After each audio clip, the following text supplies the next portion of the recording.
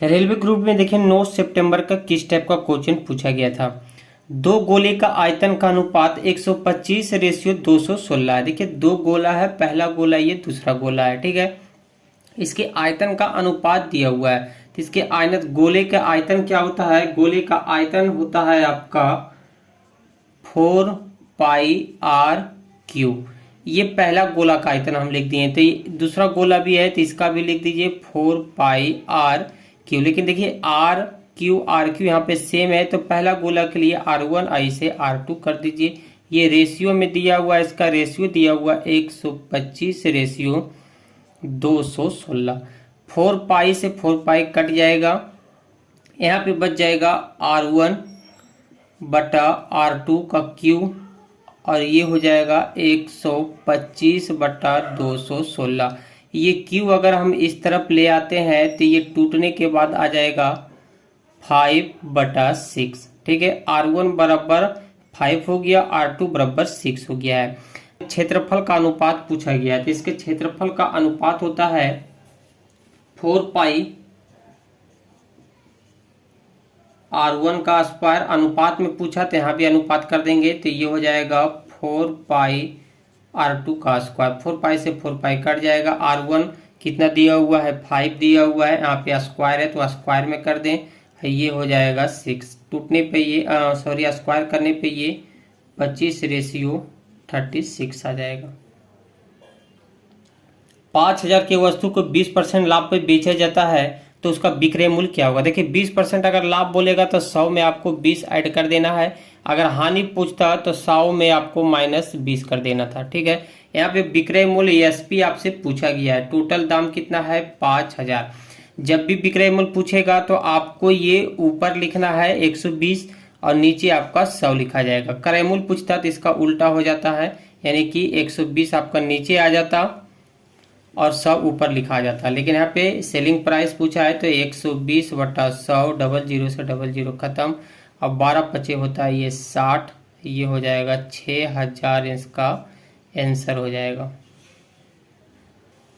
यहाँ पर देखिए गोले से क्वेश्चन पूछा गया है, इसका सिर्फ क्षेत्रफल पूछा गया है।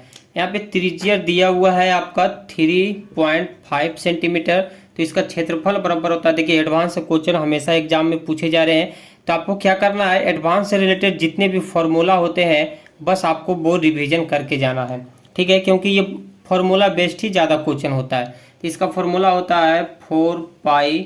आर स्क्वायर का यहाँ पे मान दिया हुआ है, तो ये हो जाएगा 4π का मान होता है 22/7 इंटू 3.5 इंटू 3.5। पॉइंट हटाने पे नीचे ये 10 आ जाएगा। 7 से काटने पे ये 5 बार में कट जाएगा। 5 से 10 आपका 2 बार में कट जाएगा, ठीक है।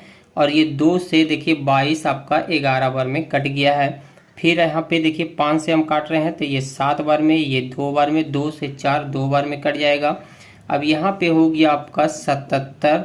77 गुना 2 करना है तो ये हो जाएगा 7 दूनी 14, और ये 7 दूनी 14, 1 15, इसका आंसर हो जाएगा, यानी कि 154। ये देखिए बार का क्वेश्चन है। देखिए बार का क्वेश्चन पिछले बार भी खूब पूछा गया था। एनटीपीसी मतलब रेलवे का जब भी एग्जाम होता है तो बार से क्वेश्चन बनता ही बनता है, ठीक है, हमेशा पूछे जाते हैं। जैसे 0.258, ये 58 के ऊपर सिर्फ बार है, तो आपको एक लाइन खींचना है। जितने अंक के ऊपर पाई खींचा हुआ रहेगा 99 आपको नीचे लिख देना है। जिसके ऊपर पॉइंट के इस तरफ जिसके ऊपर पाई नहीं रहेगा उसका मतलब एक 0 दे देना है।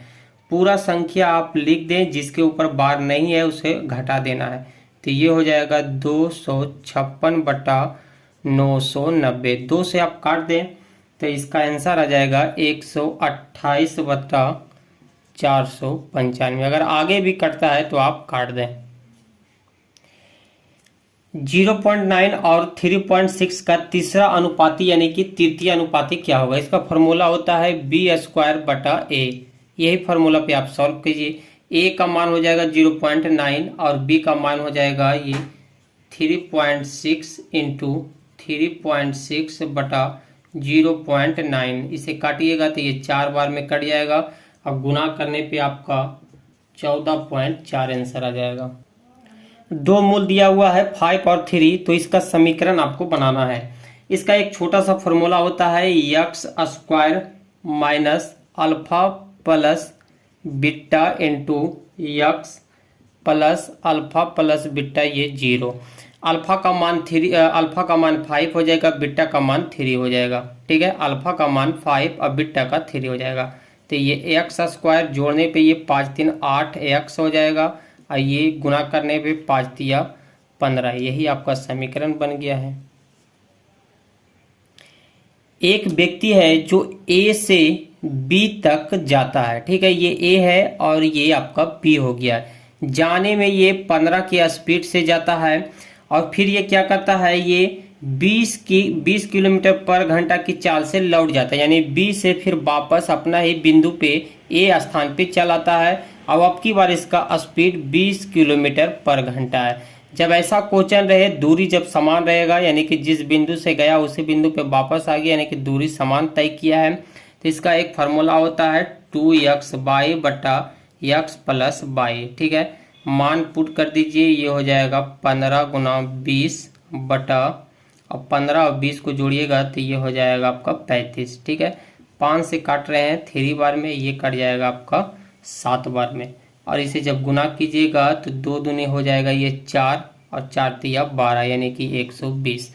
आगे आप देख लीजिएगा, ऑप्शन के अनुसार आप इसे भाग लगा सकते हैं, या फिर पूर्णांक में रहेगा तो पूर्णांक में आप लाइएगा। चक्रवृद्धि ब्याज के किसी दर पर 6 वर्षों में राशि दोगुनी हो जाती है। देखिए, इस टाइप का जब भी क्वेश्चन आएगा, एक मस्ट ट्रिक हम आपको बताने वाले हैं। ये ट्रिक आपको हमेशा ध्यान रखना है, बहुत ही कम समय में आप सॉल्व कर दीजिएगा। देखिए, चक्रवृद्धि ब्याज के किसी दर से 6 वर्ष, समय कितना है आपका 6 वर्ष है, और ये क्या हो जाता है, दोगुना हो जाता है। तो दोगुना को 2 से डिनोट कर दिए है ना, दोगुना का मतलब 2 हुआ। तो ये कितने वर्षों में 8 गुना हो जाएगा, तो ये 8 गुना कितने वर्ष में हो जाएगा, ये आपको निकालना है। ठीक है, देखिए 2 के ऊपर अगर कुछ भी नहीं है तो पावर 1 है, और 8 को हम 2 के पावर 3 लिख सकते हैं।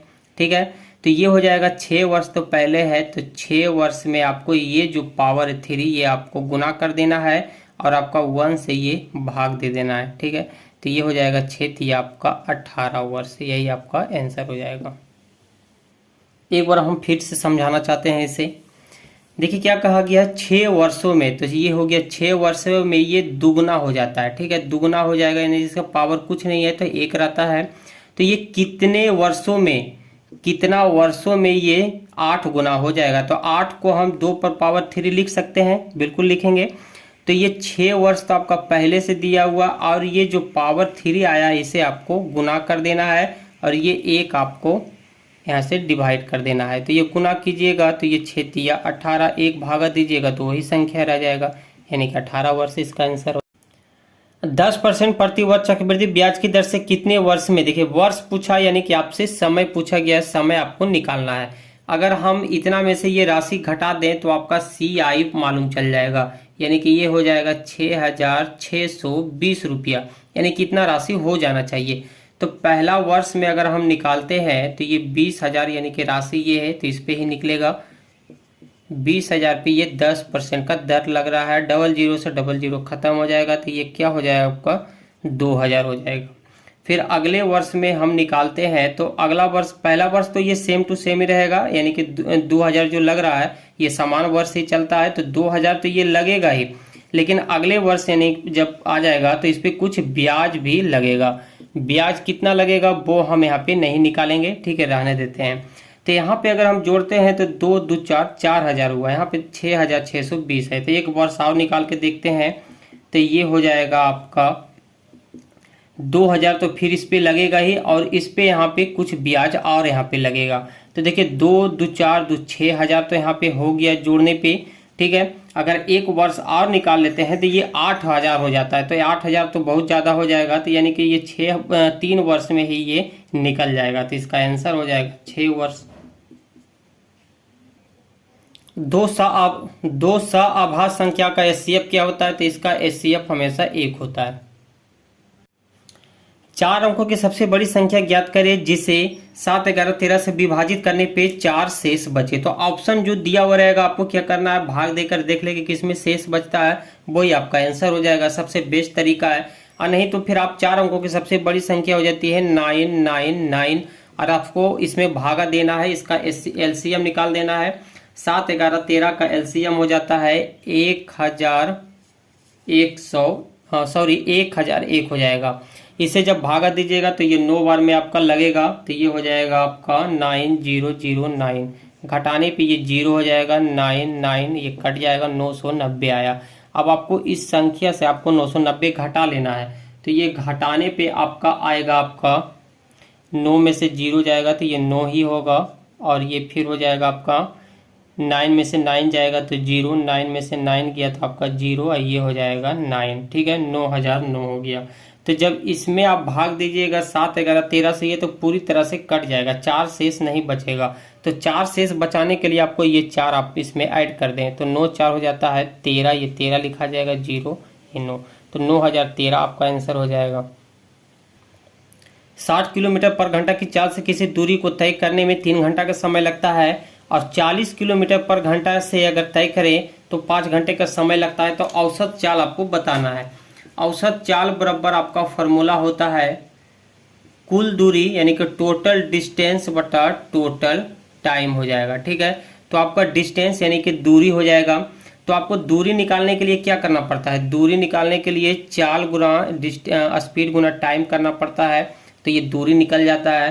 तो यहाँ पे चाल दिया हुआ है 60, समय दिया हुआ है आपका 3 घंटा, ये हो जाएगा आपका गुना में 3। ठीक है, और यहाँ पे टोटल डिस्टेंस तो बोला है, तो कुल दूरी जोड़ने के लिए आप प्लस कर दें तो फिर वही करना पड़ेगा 40 गुना 5, और नीचे हो जाएगा टोटल टाइम। तो टाइम कितना है यहाँ पे 3 है, ये 5 है, ये हो जाएगा 8। इसे गुना कीजिएगा तो ये हो जाएगा आपका 6 तिया 18, 180, 5 चौक ये 20 हो जाएगा, बटा 8 हो जाएगा। ऐड करने पे हो जाएगा 380 हो जाएगा। ठीक है, इसे काट दें आप। हम 4 से काट रहे हैं दोस्तों, तो ये 95 बार में कट जाएगा, ये आपका 2 बार में कट जाएगा। भाग दीजिएगा तो ये हो जाएगा 47.5 किलोमीटर पर घंटा, यही आपका औसत चाल हो जाएगा।